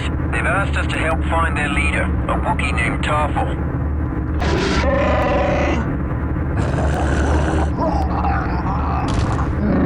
Tarful spent years fighting Trandoshan slavers. 2 days ago, one of his patrols was overwhelmed. The Wookiees assumed he was lost. However, we recently cracked a Trandoshan code indicating Tarful was captured. Be advised, this is a covert insertion. He is still alive and being held in a slave camp here on Kashyyyk. At least you have the element of surprise this time. Good luck. Mission briefing. This is the mission the Republic Commandos were bred for. Quick, covert, and dangerous. Their unlikely allies are fearsome Wookiee warriors, and their objective, the captured leader, Tarful. The Trandoshan camp is a few hundred meters to the south. There's no intelligence on the security tech you can expect to find there, so proceed with caution. Here's hoping they don't surrender. Stow it, sir. We arrive on Kashyyyk, the Wookiee homeworld. It's a lush, mid-rim planet defined by massive jungle canopies, tropical oceans, and scattered island chains. It's been over a year since the events of the Prosecutor, and the war is expected to conclude within the coming months. Still, one final operation remains. The Wookiees have called upon the Republic to rescue their leader, Tarful, who has long resisted Trandoshan slaver oppression on Kashyyyk. Given what Delta Squad uncovered aboard the Prosecutor, evidence of a mercenary cooperation with the Separatists, the Republic is eager to learn how deep this operation truly goes. The mission is dangerous, which makes it a perfect fit for Delta Squad. Our insertion point is a Trandoshan slaver camp. A breach charge is set. Reading multiple signatures converging on your location. Here they come. The ambush is cleared, but we don't get far before the walls snap shut around us. Okay, there goes our escape route. They're on the catwalk. We're outgunned. Go for the door. No go, boss, it's a trap! Advisor, we're in deep here. Hold your rations, Delta. There's a maintenance access hatch nearby. Find it and blow your way in. A vent provides the only escape. Medical assistance. Lead, that's the detention facility. Tarful must be in there. Sit up there, Delta. Moving into position. Our first Kashyyyk elite makes an appearance, though I doubt that he'll be the last. His heavy ACP repeater is quickly repurposed though for my own use. Inside the compound we encounter our first captive Wookiee. Freeing him not only adds another ally to the fight, but also gives us a new entry point through the wall. Nice shot. Confirmed kill. We got slavers. Moving deeper, we discover additional Wookiee prisoners and free them without hesitation. See? what I tell you? We appreciate the help, warrior. Where's he going? Blast! He walks right into their spotlight. What'd he say? Later, Delta Squad. Stay focused on Tarful for now. Be ready for a fight, Deltas. That tower is swarming with slavers. Tower full of Trendos. Check. Along the way, we're also joined by another Wookiee warrior, who promptly drops his bowcaster. The bowcaster is a powerful weapon, capable of charging its bolts to deal up to 3 times its normal damage. It even features a green targeting scope for longer range engagements. Climbing a nearby SWAT tower gives us a clearer view of the compound and some very bad news. Unidentified ship is directly above you now. Delta Lead, get me a visual on that ship. Advisor, I'm transmitting silhouette data on that ship now. See anything you recognize? That's General Grievous's ship. The commander of the droid armies? What's he got going on, Kashyyyk? General Grievous, a name that inspires fear across the Republic. Originally a warrior from the planet Kali, Grievous learned the art of war very early on in his life, fighting against the Huck alongside his people. During these battles, Grievous was gravely wounded, and he was rebuilt as a cyborg to survive, becoming more machine than man. Count Dooku, the leader of the Separatist Alliance, eventually took notice, training Grievous in Sith combat techniques and turning him into the Jedi-slaying general that we know today. Fun fact as well, the mysterious ship we saw in Geonosis after Sunfac's assassination actually belonged to Grievous. We just didn't know it at the time. Grievous's ship is warming up, Deltas. Get back to that landing pad ASAP. Advise you to take a shortcut through the Trandoshan nest. Hurry, before it's too late. Before resuming the search, Advisory orders us to confirm Grievous's exact location. We've got a visual on a landing pad. Positive ID on General Grievous. What's he? Damn! We've been spotted. Get down there. Move! Clankers ahead. What in the galaxy was that? Instead, we encounter his escorts, the IG-100 Magna Guards. These specialized droids are typically around Count Dooku or Grievous himself, and are far more advanced than the standard battle droids. General Grievous famously despised regular droids for their lack of intelligence, preferring elite warriors instead. The Magna Guards are fast, acrobatic, and capable of leaping great distances. Their weapon of choice is the Electro Staff, crafted from a specific alloy that is resistant to lightsabers. In many ways, they're a lesser reflection of Grievous himself, and they're guarding Tarful. Grievous must want him for question. Commence demolitions maneuver, Delta. Turns out Tarful doesn't need much help as he takes one of these guards down on his own. Come on, we can still get him. Grievous escapes, but his bodyguards stay behind. Honestly, from a gameplay perspective, the Magna Guards are just much more annoying than dangerous, as once again, they're fast, tanky, and relentless. This camp is just the beginning. There's a lot more going on here than we knew. I'm processing our current Grievous dossier. Lots of data. Your recon and surveillance has been invaluable, Deltas. Command appreciates this. Mission briefing. The Separatist presence is now undeniable. Their base and supply operations must be decimated before further anti-Separatist activity can begin. The Deltas are now headed after their next high-value target. Taking cover. Something must have spooked those crits. With Tarful successfully rescued and transported to Coruscant to rally additional Republic support, Delta Squad is finally cleared to begin direct assaults on Separatist compounds across the region. Intel gathered from the previous operation reveals the true scale of the occupation. Kashyyyk's importance lies not only in its resources, but its position along a major hyperspace route. If the Separatists were to secure the planet and its trade lines, the balance of the war could shift in their favor. That can't be allowed to happen. Looks like a textbook perimeter defense of a Trando camp. It's a slaver rush. Drop him! Berserkers! They're coming through their own minefield! Are they stupid? Or crazy? Ironically, the Trandoshan seemed completely indifferent to their own minefield, charging through it without hesitation.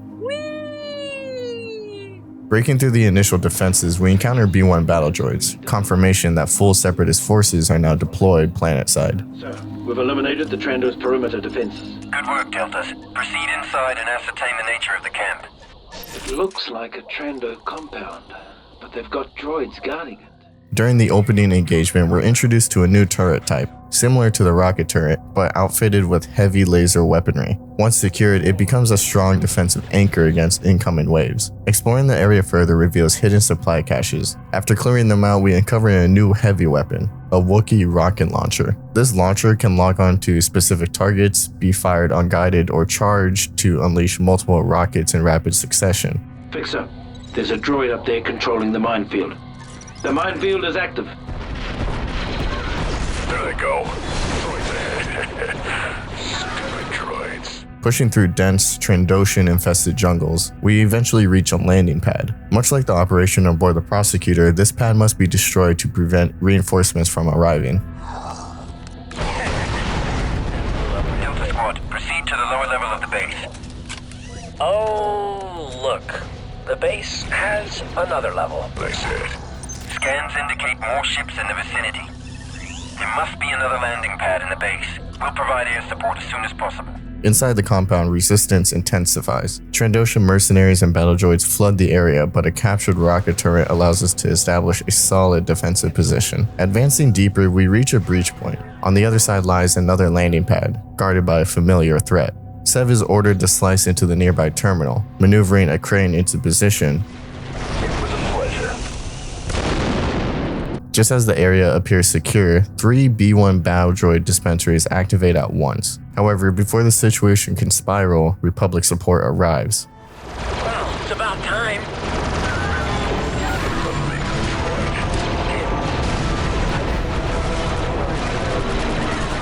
And with that, our extraction and backup rolled into one.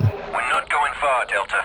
The Separatists are planting their flag in Kashyyyk, and it's up to us to yank it out. Mission briefing. The tide of the battle now turns on one crucial link. The bridge at Kashyyyk is the artery of the Separatist supply line. Fight to the midway point and destroy it to choke the further Separatist advance. The Separatists have touched down and are starting to deploy. Your squad must reach the weakest point on this bridge, a narrow span in the center, and destroy it. That will sever the link between Separatist and Wookiee territory. Move fast. If the Separatists reach the span first, they'll make your job a lot harder. Roger that. The Wookiees are spread thin. They'll help us wherever they can. After fighting across the forest floor of Kashyyyk, the battle shifts upward, into the canopy itself. The Wookiees built their cities among the colossal Roshir trees. I'm just gonna pronounce it like that because, you know. These massive trees were capable of supporting entire populations high above the ground. We're deployed to Kashyyyk, the planetary capital and a major coastal settlement. General Grievous has ordered a full-scale assault here, identifying the city as a spearhead for the invasion for the rest of the planet. Delta Squad's objective is clear: destroy the massive bridge connecting Kashyyyk and halt the Separatist advance. It's also worth to mention, at this point, Delta Squad is the only Republic ground unit capable of assisting in the defense. However, they won't be operating alone. Overseeing the operation is Jedi General Etain Turamukan, who is working alongside Delta Squad throughout the upcoming days. If the Separatists reach the center span before you do, the city will be lost. Lizards, ho! The city is in complete ruins. Destruction scars nearly every structure, and fallen Wookiees line the streets. We cut through the wave of Trandoshans, slavers and mercenaries alike, bearing witness to the full extent of the damage they've inflicted. This is it, Deltas. This is your objective. If we can stop the Separatists here, we can hold Kashyyyk. You'll need to place a charge on the center joint of the span. And squad, advise you evacuate the span before activating that charge. At last we reach the central bridge. It's heavily fortified and this section is pretty brutal. Right at the start we're met by a group of Super B2 battle droids. At the far end are 2 active B2 dispensaries continuously flooding the bridge with reinforcements. This stretch alone downs me 5 separate times. The 20-second charge on the dispensaries is pretty punishing, but after multiple attempts and more than a few sacrifices, we finally managed to destroy both of them. With the area momentarily secured, we move to plant a demolition charge at the heart of the bridge. It fails. Misfire! Who packed that charge? You're gonna have to find another way to bring down that bridge. You have any more ordnance? Nothing with enough punch. Sorry, boss. Never mind. There's a fuel line running along the underside of the bridge. A well-placed rocket might set it off. Hold on while I locate the best firing position. Okay, Delta. Try that window to the upper right of the bulkhead door. Hold up, squad. I'm getting a read on something big headed this way. Hope it's not a spider droid. Guess what? It's a spider droid. Incoming! A spider droid then emerges. Low on ammunition after the previous fight, I wait for it to fully expose itself before turning a nearby turret against it. With no other options remaining, we shift to plan B. A nearby rocket launcher is secured and the fuel lines beneath the bridge are ignited, bringing the structure down and cutting off a critical artery of the Separatist invasion. Mission briefing. The conflict has escalated. If the Wookiees have any hope of repelling the hostile invaders, it lies in the brave warrior Tarful. Delta Squad must ensure he unites forces against the Separatist threat. Heading for cover. Alright, squad. Now that we've blown the center span and stopped the forward progress of the Separatists, we need to finish the job. We'll likely encounter heavy resistance, since the Separatists have had time to occupy this area at the bridge. Advance forward to the hangar, and keep an eye out for pockets of Wookiee resistance. They'll need your help. Yes, sir. Although the Separatist advance has been slowed, the fight on Kashyyyk is far from over. Tarful has returned to active combat following his rescue, and locating him now is crucial. Around this time, General Grievous has launched a massive Separatist assault on Coruscant, drawing the Republic's attention away from Kashyyyk for the coming week. For Delta Squad, that only strengthens the resolve. If the Republic can't spare the resources, then the Commandos will do everything they can for the Wookiees. Sector 3 is just ahead, Delta. Expect heavy resistance. Forming up Confederacy droids. I'm picking up signals. Looks like an ambush. A plaza-like chamber then opens ahead, and Tarful finally makes his presence known.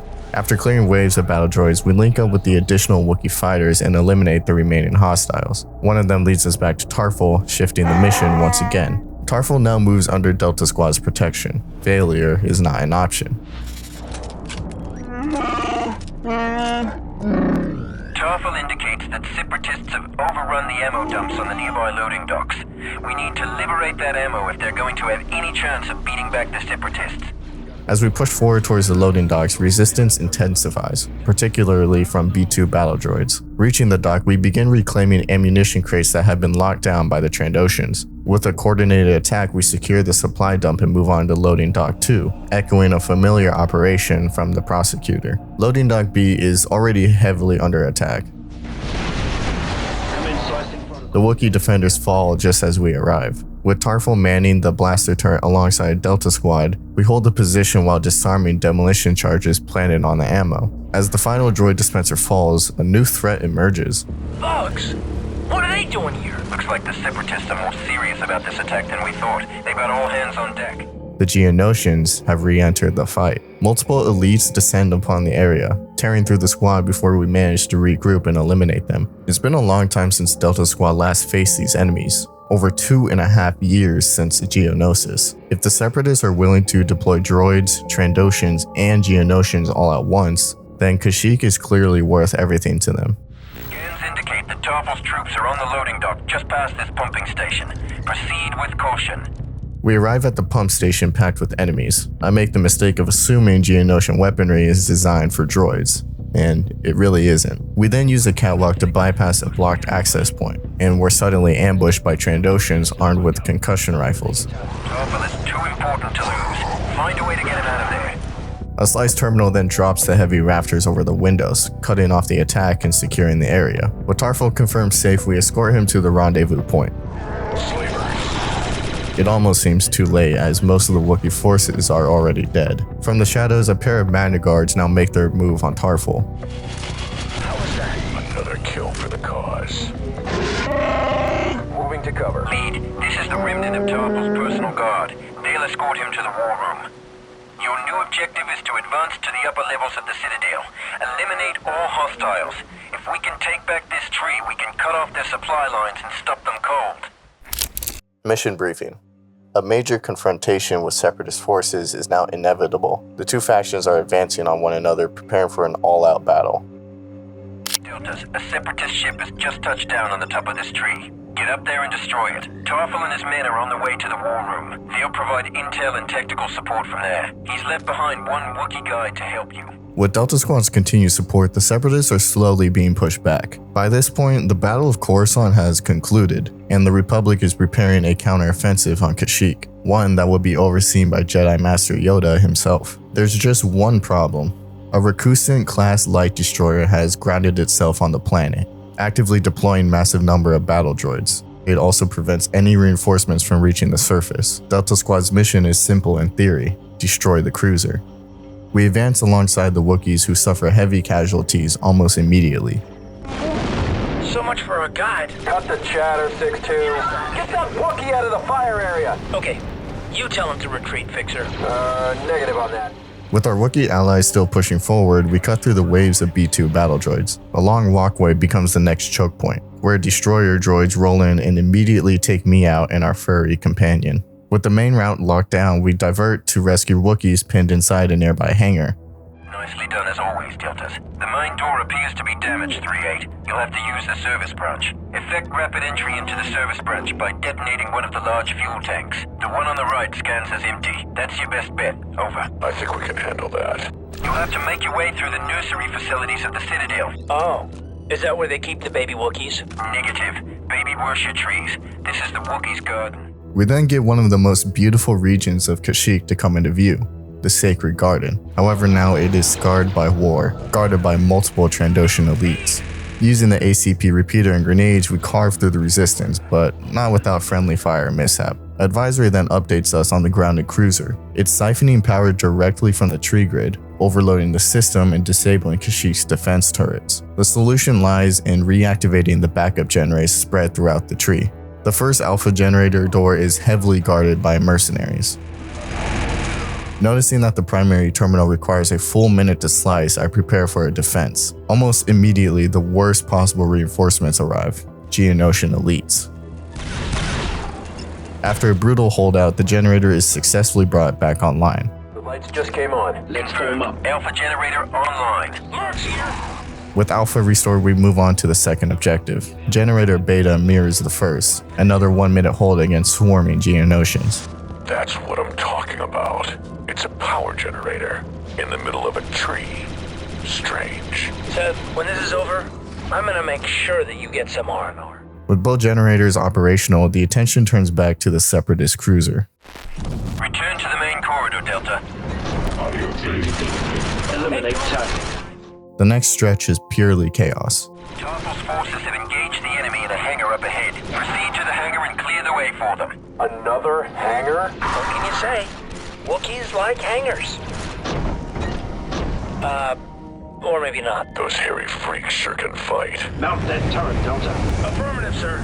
07 moving the turret. Uh-oh. It's General Grievous, and it looks like he's bringing company. Separatist traitors. Grievous is escaping, sir. I've lost the trace.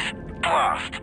General Grievous escapes yet again, but not before leaving a few Magna Guards behind to keep us busy.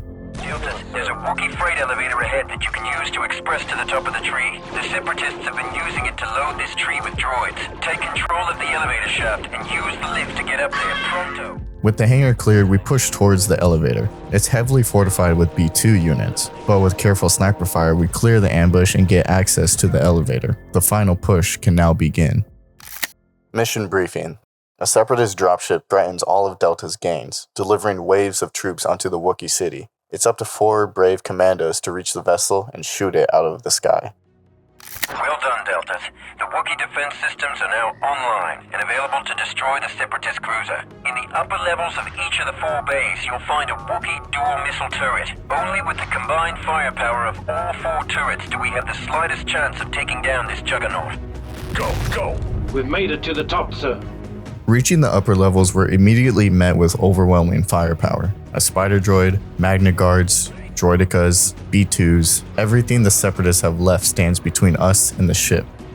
Fighting through additional heavy units, we reach the first of several turret positions that would be used to bring down the ship. Sev takes the first turret and opens fire on the cruiser. Powering up. The rest of Delta Squad moves to secure the final positions, but resistance only escalates. Geonosian warriors also re-enter the fight at this time, flanking from all sides. After breaking through the swarm, Fixer reaches the second turret and begins firing as well. Scorch and I breach another passage, fighting through the tight corridors towards the next position. The path ahead descends into dark, insect-infested hallways, ending with yet again another spider droid blocking the route. However, this time I take a different approach. I end up drawing its attention away from Scorch while he slices the door open, allowing us to bypass the fight entirely. 6-2, hop on. 6-2, mounting missile turret. Targets in view. And once again, we're alone. The final stretch leads us straight through the Geonosian breeding center. Eggs burst open as we sprint through the nests, but we cut down the drones as they emerge. At the far end waits the last firing position. Delta Squad, concentrate turbo lasers on target. Their shields are down, squad. Keep it up. Her hull is weakening, Delta Squad. We're coming in for a strafing run. Keep firing. With coordinated fire from all the turret positions, Delta Squad finally brings down the Separatist ship. Target locked. Missiles away.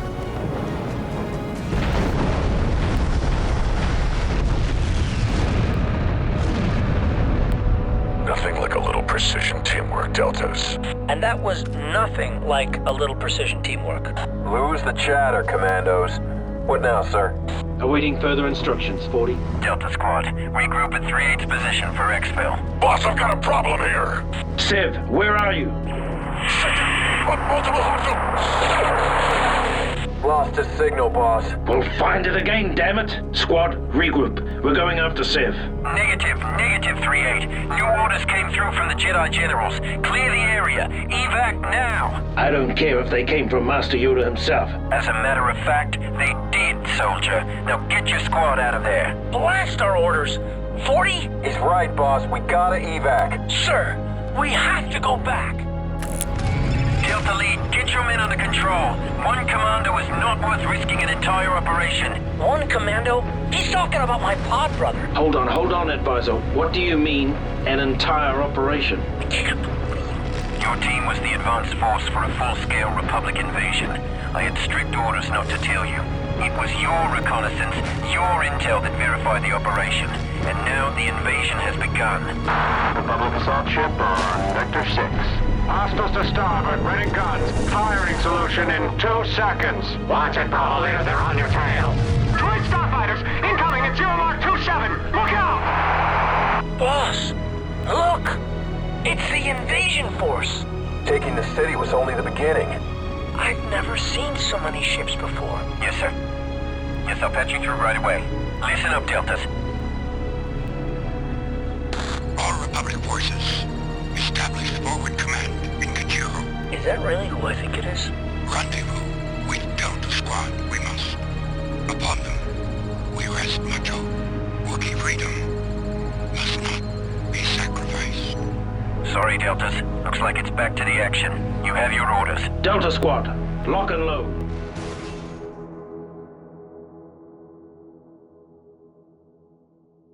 Mission post-briefing. The fate of Delta Squad. Racked with the guilt about leaving their comrade behind, Delta Squad follows orders and aborts the Republic gunship. The painful reality of a Republic Commando is that duty must come before brotherhood.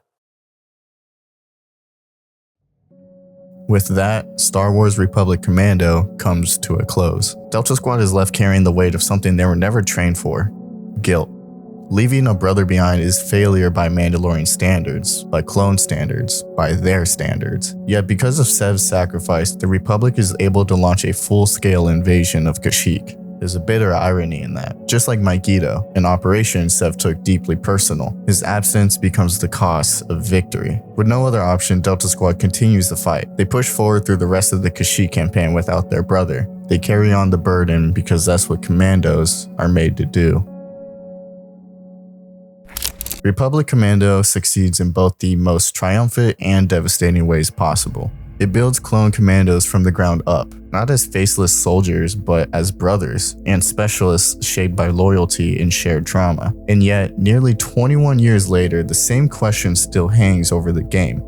What happened to Sev? The honest answer is, no one truly knows. Yes, you can technically spot Sev in the distance during the final mission while he's under attack, but that was never meant to be a narrative closure. I feel like this was simply a developer oversight, not a story decision. Before Republic Commando was even released, LucasArts had plans for a sequel that will follow directly after the events of Kashyyyk. Two major concepts were explored. The first was Imperial Commando, which would have followed Delta Squad's transition into service under the Galactic Empire. The second was Rebel Commando, one that would have followed Sev's survival, his separation from Delta, and his possible path towards the Rebel Alliance. Some concepts and theories even imagine both stories colliding, Sev facing his former squad from the opposite side of the war.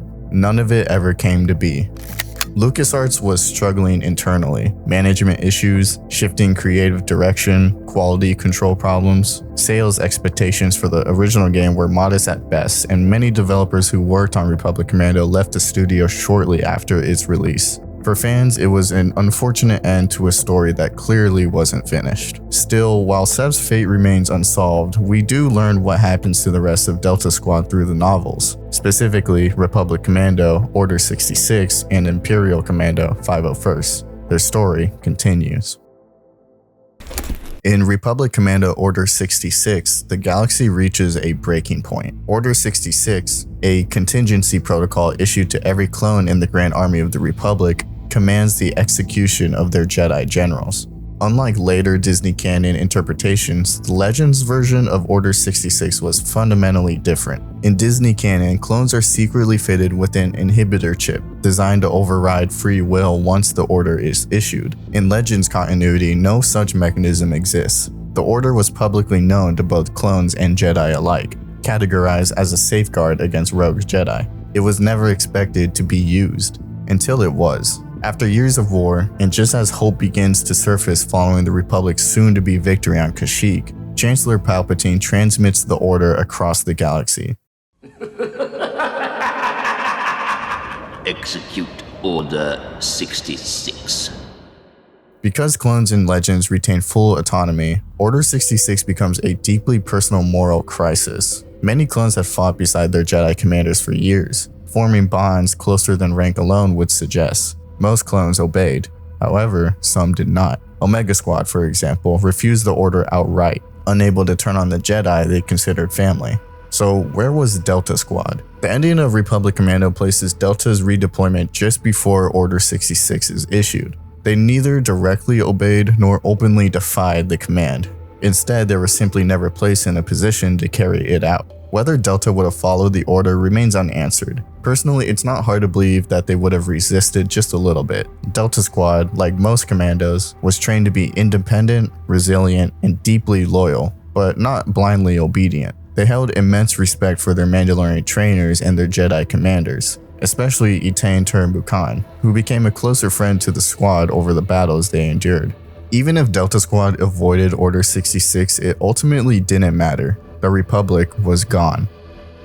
In Imperial Commando 501st, the galaxy reshapes itself almost overnight into the Galactic Empire, and Delta Squad is forcibly absorbed into it. Back in their barracks, the squad is still reeling from Sev's loss. His absence isn't just emotional, it's structural. There's a hole in Delta that can't be filled. What cuts deepest is how quickly the Empire tries to move on. Delta Squad is immediately assigned a replacement for Sev. Scorch says it plainly, quote, I hate this, and we've got some new guy taking Sev's place. It's temporary, though. He'd better understand that. The wound hasn't even closed, and the Empire is already erasing it. Despite their doubts, Delta Squad is reassigned to the 501st Legion, the personal clone army of Darth Vader himself. For soldiers bred exclusively for combat, there's a grim sense of inevitability to it. They fight because that's what they were made to do. 3 weeks later, Delta arrives on Coruscant, now operating under Imperial command. Their designations are changed. RC becomes IC. Squad identities are stripped down, reduced to numbers. Individuality is quietly phased out. Under Vader's supervision, Delta Squad is now assigned to special operations, hunting surviving Jedi, Jedi sympathizers, Imperial deserters, and early rebel cells. They now spend their days enforcing a regime built on fear, intimidation, and absolute control. It's a chilling contrast to the soldiers we first met. Commandos forged through brotherhood, loyalty, and shared sacrifice. And yet they keep fighting, not because they believe in the Empire, because they don't yet see a way out.